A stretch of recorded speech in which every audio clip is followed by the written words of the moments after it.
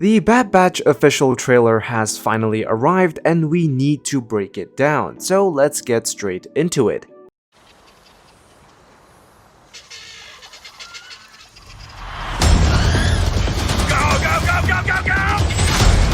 We went over the plan 5 times. I got the package, didn't I? We need a pickup. Hang on. Grab the light.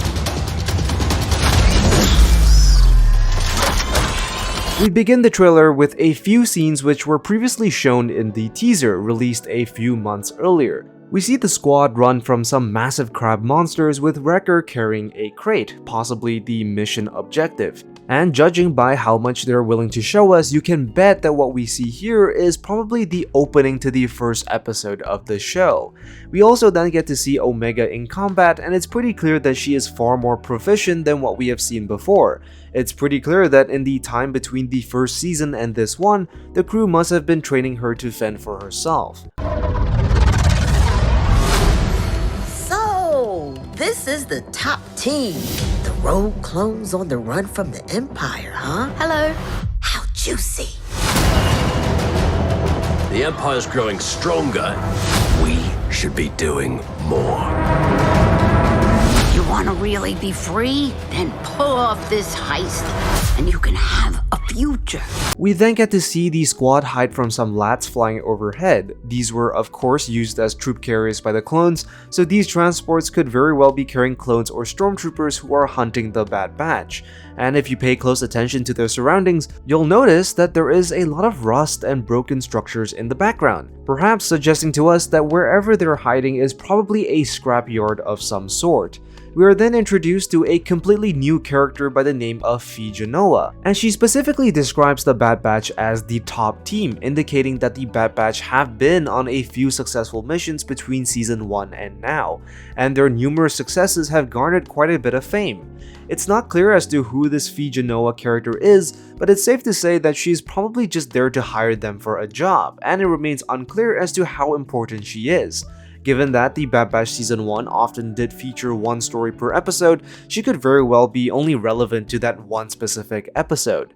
In the next shot, we get to see some stormtroopers, specifically Phase 1 stormtroopers. You can sort of see the resemblance to the stormtroopers later on, and the helmets that they use eventually end up being the same type of helmets used by the cadets of the Imperial military.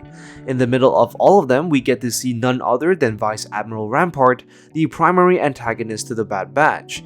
And seeing him surrounded by all the different stormtroopers pretty much suggests that he doesn't trust the clones at all. Echo tells Hunter that they should be doing more, which may actually suggest or hint towards the Bad Batch's growing involvement with a possible clone rebellion, something which is referenced later in the trailer. We get a beautiful shot and something which feels like it's straight out of Horizon Zero Dawn, a sort of robot dinosaur that is emerging from an explosion. No clue as to what this is, but man does it look really cool and possibly evil. We see the Bad Batch break into a control room, and at first I thought this might be the bridge of a ship, which it could still be. But if you pay close attention to the background, you can actually just see the tips of skyscrapers, and on the right hand side, what looks to be the iconic dome of the Senate building, letting us know that whatever the Bad Batch is trying to do is taking place on Coruscant. Sid tells them that if they pull off this heist, the squad will have a future, which means that whatever mission the crew is on is probably going to bring in a lot of credit. Rumors are more and more clones have been questioning the Order. Then they're traitors, like the Jedi. You all gave up everything because of me. We made the right choice, Omega. But there are others out there who need our help. What sort of treachery is this? Stay back! We then get to hear Commander Cody for the first time in this era of Star Wars, and if you pay close attention to Cody's armor, you'll notice that his armor is not the iconic orange that the Commander had during the Clone Wars. Instead, it's a dull gray color. So it seems like Commander Cody and probably the rest of his men have been stripped of their original orange, likely as part of the Empire's decision to strip back the clone's identity and possibly a long-term effect of the inhibitor chip, which we know tends to remove the clone's individuality. Behind Cody, we got to see a whole bunch of Arbesh, and unfortunately most of it is out of focus, so it's pretty hard to decipher what it means. And from the few that I was able to translate, it didn't really make much sense. It just seems like a whole bunch of letters all jumbled together. But my best guess is that this is probably a mural for the dead, a way to honor the fallen clones. Cody also talks about the growing number of clones who are questioning the Order, meaning that more and more clones have begun to question the Empire. And this was something that we saw hinted at in Season 1, so with Cody mentioning it, this means that more and more clones are ready to defect from the Empire. It also means that the effect of the inhibitor chips is waning, as the Empire's absolute control over the clones and their individual thoughts have begun to weaken. And this means that my theory of a clone rebellion is still alive, so fingers crossed that we get to see it in Season 2, or at the very least the beginning of one. In the next shot, we get to see Crosshair shoot a Separatist battle droid standing on top of a Separatist tank, and this is probably one of the few Separatist forces left in the galaxy following the events of Order 66. So even though the Clone Wars was officially over, there were still plenty of Separatist remnants who still held out against Imperial rule, either commanded by local Separatist leaders or isolated Separatist units who had no clue the war was over. The unit that Crosshair shoots at blows up, and it seems like it blows up on a bridge, and if you slow down the footage, you'll see that it's a bridge that leads to a fortress as shown in a later part of the trailer. So given how there is only one way into the fortress, you can bet that it's pretty heavily fortified, explaining how the Separatists have managed to hold out for so long. We also get to see some Trandoshans using a flamethrower, as well as using abandoned Separatist tanks. Now it's not clear as to what these guys might be up to, but it's possible that the Trandoshans are out hunting Wookiees, perhaps even looking for Gungi the Wookiee Jedi. Omega expresses her guilt to Echo, and if you look closely, she seems to be holding some sort of a golden object. Not too sure what this is, but it could just be a simple water flask or maybe something more.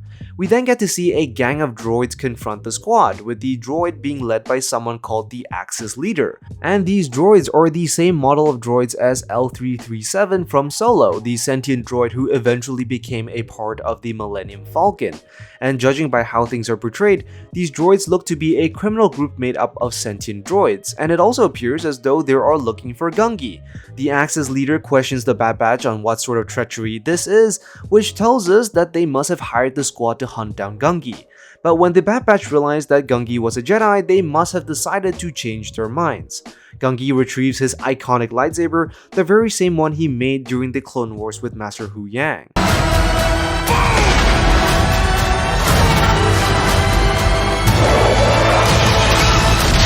We are not the enemy. The Empire seeks to establish peace and order throughout the galaxy. Peace. Peace was never an option. We're soldiers. We do what needs to be done. Move! You know what makes us different? We make our own choices. What do you need, Rex? Any chance I could use you for a mission? Wrecker shuts down a V-Wing, and we get to see a chase scene through a colorfully lit tunnel. There is a ton of Arbesh on it, which are basically adverts for a mobile and a speeder. And judging by the background, this is very likely taking place on Coruscant, which we know the Bad Batch will visit at some point. We get some more scenes of Separatist droids, and Commander Cody leading a clone attack on the Separatist fortress. We hear Commander Cody talk about how the Empire is all about peace and order, so it remains uncertain if his mind will change later down the line. Rampart arrives with his stormtroopers and talks to a person named Tawny Ames, the leader of the Separatist forces, again an entirely new character. We see a Venator in the background and scenes of Palpatine in the Galactic Senate, a scene which we know Omega will somehow stumble into as previously shown in the teaser. Bail Organa makes an appearance, likely linking the squad to the Rebel Alliance, and a great moment where we see Hunter in a rather familiar looking room. This right here is none other than Count Dooku's private chambers on the planet Sereno, his home world. So it's going to be interesting to see what the clones will be up to in this scene. And of course, to close the trailer, we get a nice scene with Rex who has a mission for the squad, which I'm hoping has something to do with the Clone Rebellion. So that's all for the breakdown of Season 2 trailer for the Bad Batch. Let me know what you think in the comments down below. Be sure to like and subscribe, and I will see you in the next one. I am the Lost Acolyte, And I have spoken.